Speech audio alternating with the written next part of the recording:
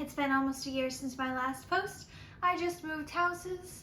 I just finished Con Crunch on Cinderella for MegaCon 2022. So I've decided I'm going to do an easier project this year. Or not. Yeah, I don't think I can do easy projects. They're just so boring. Hopefully eventually I'll get myself to do something simple.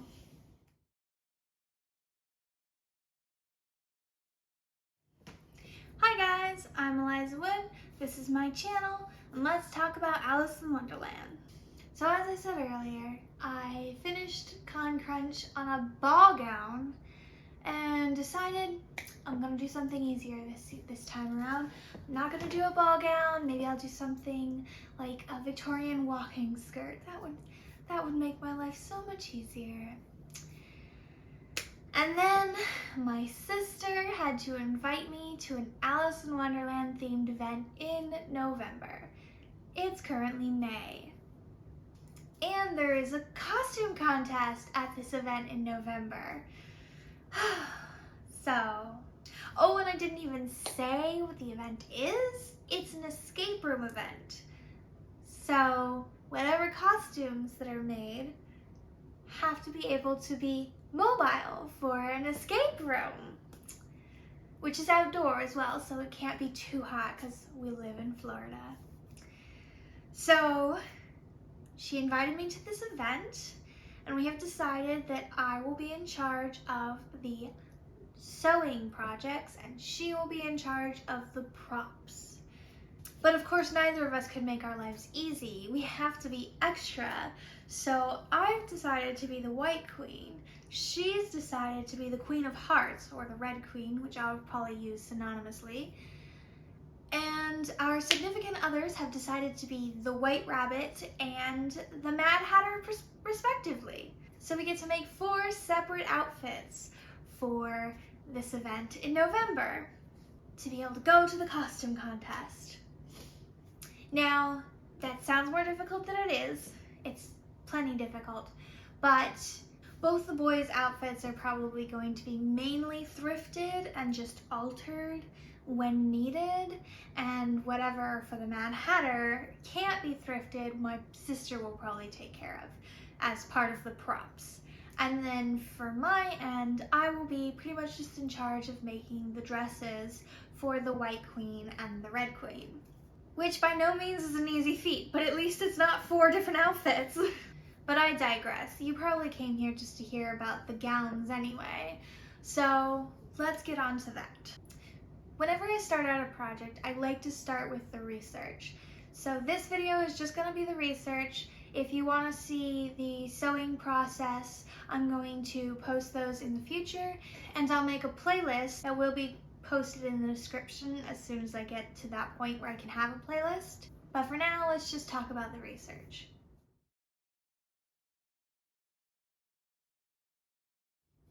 So first and foremost, I want to look up different pictures of the dresses. Now there's plenty of pictures of the dresses on Google. You can find a whole bunch on Google. Probably find some on YouTube as well. But my favorite place thus far to go to for the costuming world is costumersguide.com, which I'll link in the description below, along with any other links that I mentioned during this video. There are several very good pictures of both gowns as well as several of the other Alice in Wonderland costumes on costumersguide.com.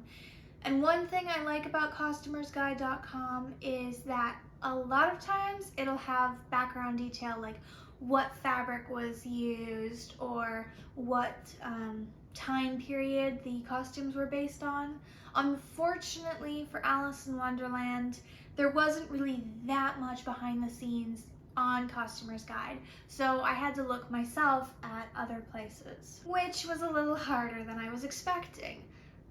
There isn't really much that I could find. I could have just not been able to find it, but there isn't really much that talks about Alice in Wonderland's costumes specifically. The best I could find was that Alice in Wonderland was based around the 60s, because that's when the books were written.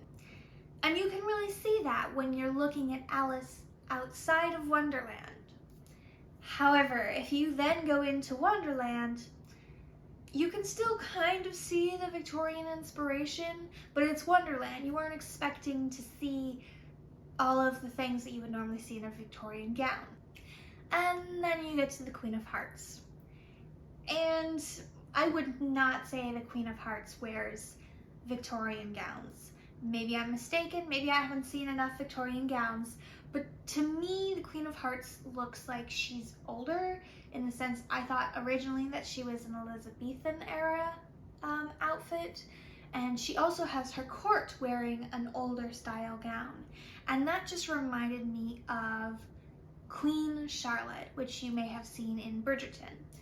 She was a queen who clung to the 18th century dresses, and even when people were moving on to the Regency style, she always wore the 18th century dresses, and actually had her court wear a weird amalgamation of the 18th century and Regency gowns. So I'm kind of feeling an inspiration from Queen Charlotte into the Queen of Hearts. Now, if that's actually the case, I do not know, because again, I wasn't able to find that much behind the scenes for the Queen of Hearts or the White Queen. And it's really important to me that I am able to find what century these dresses are from, because I like to do as close as I can to a historically accurate dress while still making it movie accurate. So now I have a good century of gowns to look at to hopefully find one that would work for the two queens. Luckily, the Met Museum has a website page of just the 18th century garb, and it has several different versions of the gowns that they would wear during the 18th century, as well as when they were from. Looking at these gowns, I'm thinking the Red Queen and the White Queen look more like, I'm gonna say this wrong, robe à l'anglaise. I'm pretty sure that's wrong. I'm so sorry. I will probably say a lot of words wrong during this video. Hopefully, I'll try to get them as correct as I can. They're not exactly the robe à l'anglaise, because the 18th century specifically was marked by a wider hip. Rather than a circle skirt, they would have a wide hipped cage that made their skirts wide around the hips, but not so much in the front or the back. Neither the Red Queen nor the White Queen really have this really emphasized hips. They do have a little bit of volume in the hips, but not as much as they would have on a robe à l'anglaise. The other thing that's obviously different is that the 18th century was more of the Rococo style, which is a very extravagant and elaborate kind of style with lots of ruffles and bows and things on them. And while there are some detail work, like there's some jewels on the Red Queen, and the White Queen has some tassels, or not tassels, some ropes on her bodice, they aren't quite as extravagant as a Rococo dress would be, but that's okay. I can just slightly alter them. I mean, it is supposed to be a Victorian time period, so perhaps they're keeping the 18th century style in the gowns. We're using more of the Victorian time period's aesthetics. But we'll figure all of that sort of things out when we get to them. Right now I'm more concerned about the logistics. Because I'm doing historically, as much as I can, historically accurate dresses, I need to make sure that I start out with historically accurate undergarments, and I make sure I put all of the structure pieces in so that they still look correct. So let's go ahead and look at what all they would wear in the 18th century, and then we can get to the actual gowns themselves. Luckily, I was able to find a YouTuber named Historical Belle who has a Get Ready With Me specifically for a Robe à l'Anglaise. So now let's go over what I've discovered from her and from looking a little into it on my own. But I do want to emphasize I'm not a historical fashionista or whatever it's called, and I honestly don't have much idea what I'm talking about. So I haven't done like the years of study that I'm sure some of you and some other historical costumers have done. So if you see something that I've done wrong or am saying incorrectly or anything like that, please feel free to comment down below and just tell me what I'm doing wrong, because I do want to learn from this channel so that I can improve on future endeavors and future videos. But anyway, we'll start with the undergarments. So the undergarments for an 18th century gown would be a shift, which is really just a cotton, really simple white gown that would be probably down to their ankles. And I believe it was generally made out of cotton. Okay, so I've been working on the smock while I've been editing the video, the research video, and I found out through more in-depth research for the smock that the smock is actually usually in this time period, the 18th century, linen. So not cotton or silk, but linen. I probably could use cotton or silk because I think it was used in the Victorian era, but I think I'm gonna stick with the linen for now. And this would be their undergarments. It would be what was directly against the skin, and it would generally be what would be washed. When you're wearing all these gowns, you wouldn't want to wash them because it was difficult to wash them. So you would have this shift that you would wear at all times, and then that would be what is washed. Now, the problem with the shift is that, as far as I can tell, all of the 18th century shifts have sleeves. And if you look at both the White Queen and the Red Queen, they don't have sleeves. Now, the Red Queen does have a shoulder piece that would hide if I were to make it a tank top style, so that's probably what I'll wind up doing for her. But the White Queen does not have anything on her shoulders. All of her sleeves is kind of an off-the-shoulder thing, which would not be done in the 18th century. So what the Victorians would do, who did wear the off-the-shoulder style, they would have their shift or pair of combinations with a button on the shoulder. It would still be a tank top kind of look, but it would have a button on the shoulder that you can undo and then tuck in whenever you had put the rest of your gown on. That will probably be what I wind up doing with the White Queen.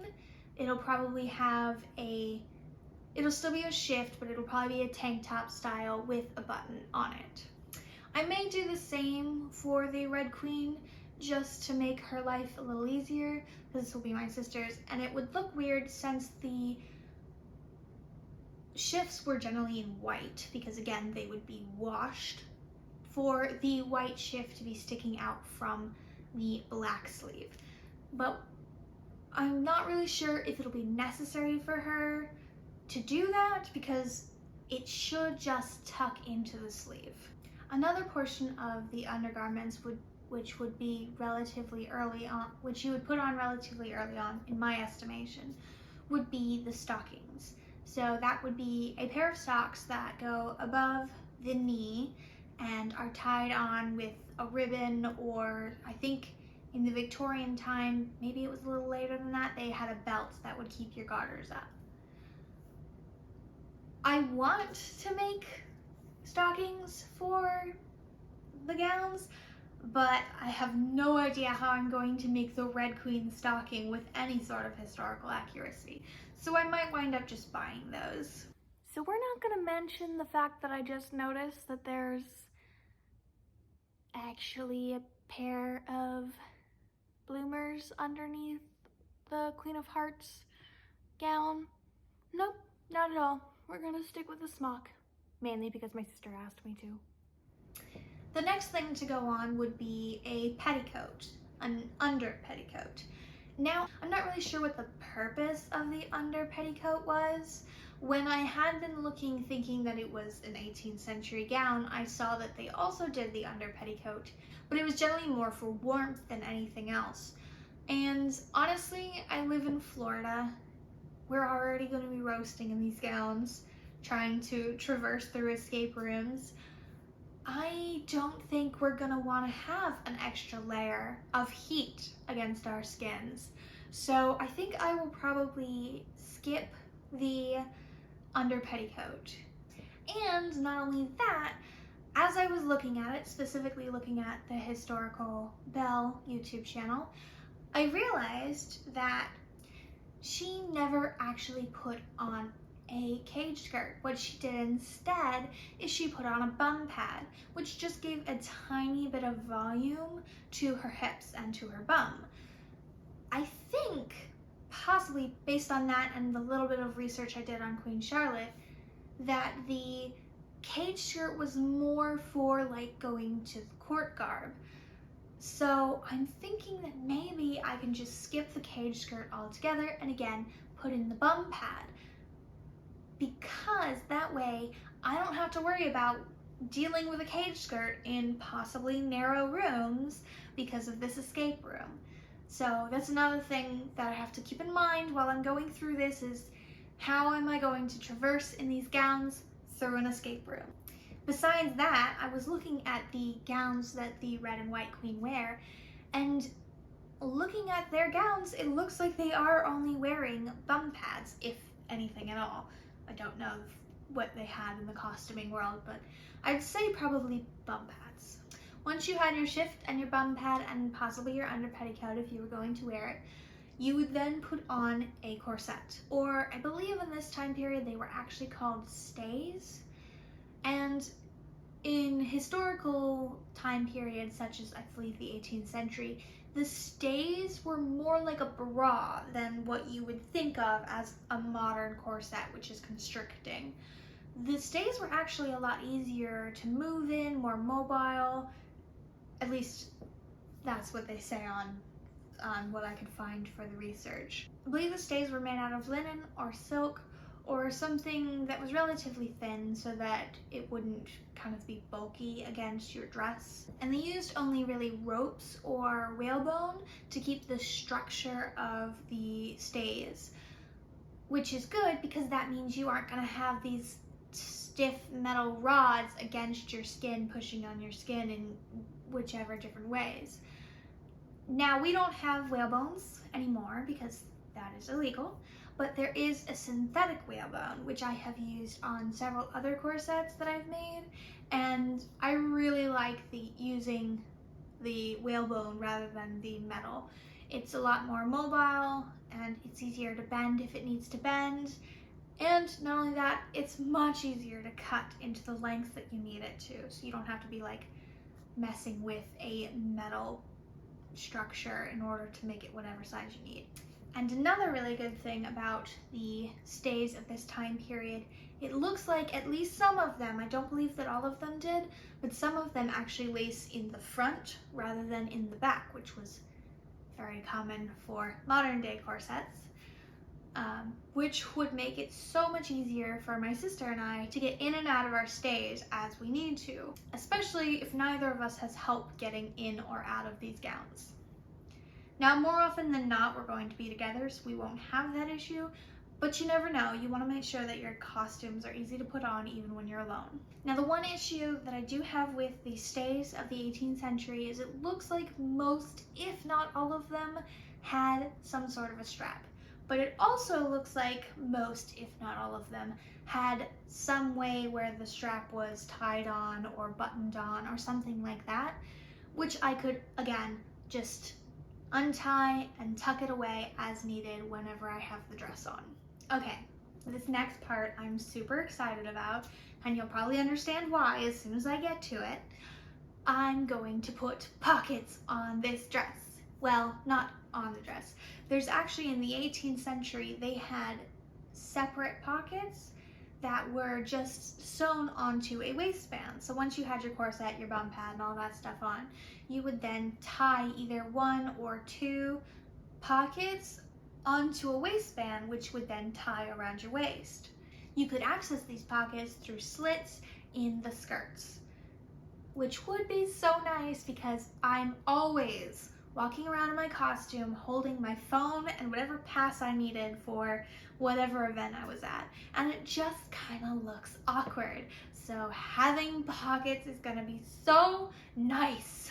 Not to mention they're supposed to be relatively big pockets. Like, you wouldn't have modern jean pockets. You would have pockets big enough to hold like sewing scissors. But before I run away too far into the pocket situation, let me continue on and talk about the next portion of the gown, which would be the petticoat. So the petticoat is the first visible layer of the robe à l'anglaise. It's really just a skirt with the front half of the waistband and the back half of the waistband would then tie together. Now this is what creates the slit that you can have the pockets on. It's most obvious to see which one is the petticoat using the Red Queen. The petticoat would be the skirt with all of the gold and black hearts on it. Now I haven't quite decided if the hearts should be around the whole dress or if it should just be around the front portion, which is visible. I'm thinking probably more likely than not, I'll make it the front half has the hearts and the back half does not. Because the 18th century lady didn't like to waste fabric, and why would you put fabric on something that is not going to be visible at all? So I probably will wind up just putting it on the front half and not on the back half. And now there's one more piece to put on before we actually get to the main gown. And that would be the, hold on, I'm going to say it wrong, fichu? Fichu? F-I-C-H-U. Fichu. It's really just pretty much a shawl, a lace shawl that they would put over their shoulders and tuck into their corset or even just the bodice. This was for modesty's sake, so they would cover their shoulders and any cleavage that may be showing from the gown. If you look at the Red Queen once again, she has a black sheer fabric that she has wrapped around her shoulders. That, I believe, is probably a fichu. So it's really just a shawl. Now the White Queen apparently does not have any modesty, so she does not wear, as far as I can tell, a fichu. The closest thing she has to it is actually probably more like her sleeves. So I'm not really sure how I'm gonna do the sleeves because I'm thinking that's gonna have to be a more modern interpretation than what would be in pretty much any from the 18th century to the Victorian era. I don't think you'd be able to find sleeves like that in any of those time periods. I might be able to look just to check and make sure I can't find one, but I think I'm pretty much out of luck for that one portion. I also might be a little out of luck for the collar of the Red Queen's gown. I'm not really sure what that would be considered, if it would be considered anything at all. When I was looking at the Elizabethan time period, I was thinking maybe it would be, you know, they have the like ruffles that they have around their neck, but they were just around the neck, whereas the collar portion of her gown actually goes all the way down until it disappears into the bodice. So I might have to, again, find some sort of modern interpretation of that one. Hopefully that'll be the only modern interpretations I'm gonna have to make. Well, full-on modern. I think there's gonna be some modern things that I'm gonna have to do, such as I don't think I'm gonna be able to do the fabric that they do. But I digress. Now, let's get to the actual gown portion of the gown. So, once you have the petticoat, you would then put on what is actually referred to as the gown. Looking at the different robe à l'anglaises online that I had seen, I'd say there's probably two different ways of doing this. There is the one where it is a full bodice with the skirt that starts kind of at the hips and goes all the way back would be one version. Now, the problem with that one is that there is a center front closure, and neither the Red Queen nor the White Queen has any center front closure.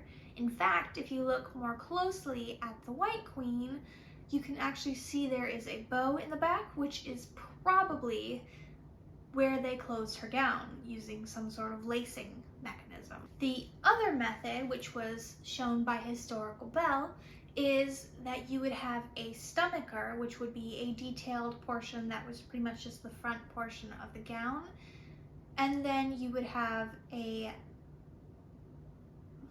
not really sure what to call it, but it'd be the side portions of the gown, side and back portions of the gown on a separate piece. So straight down where your skirt would start would be where the bodice would also be. And then the stomacher and the gown would be attached to each other by pins. I think this was so that you could change out which stomacher you were wearing, and you didn't have to always wear the same front portion of the gown. But I'm not really sure about that. So I'm thinking that in my case, it's probably best to try to use the stomacher method for this gown. But the problem with the stomacher method is that the gown was actually supposed to go over the stomacher, and all of the fabric of the gown was supposed to be attached on top of the stomacher. The gowns that both the Red Queen and the White Queen wears, what would be considered the stomacher, if they actually had one, which doesn't look like they do, would be the more detailed portions, which is on top of the rest of the gown. So in this sense, I'll probably wind up having to find some way of closing the gown and then possibly putting a stomacher kind of thing on top of the gown so that it's still got that detailed portion, but you can still close it in the front. Because the problem is if you try to close it in the back, your skirt will look kind of weird because it's got an opening in the back where it's not really supposed to have one, and it'll be either too loose and you'll have this weird like flat spot, or it'll be too tight and you'll have this weird gathered spot. Well, there you have it. This is what little I could find on the gowns for Alice in Wonderland's Red Queen and White Queen, and some background history, kind of. Hopefully I did them all justice. If not, please let me know. Once again, I'm always happy to get some constructive criticisms. It will help me improve in the future. I hope that I was at least remotely helpful to you who are about in the same boat as me, with what little knowledge that I was able to gather. If you're interested in watching my making of these two gowns, please feel free to subscribe. Remember, I'll probably be bouncing back and forth between the White and the Red Queen to make sure that I can get them both done in time. So I won't always be posting the White Queen and I won't always be posting the Red Queen. So hopefully I'll be able to get them both done in time, but let's cross our fingers.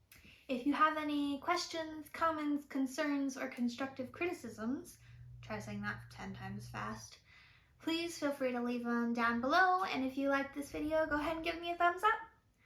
I'll see you guys next time.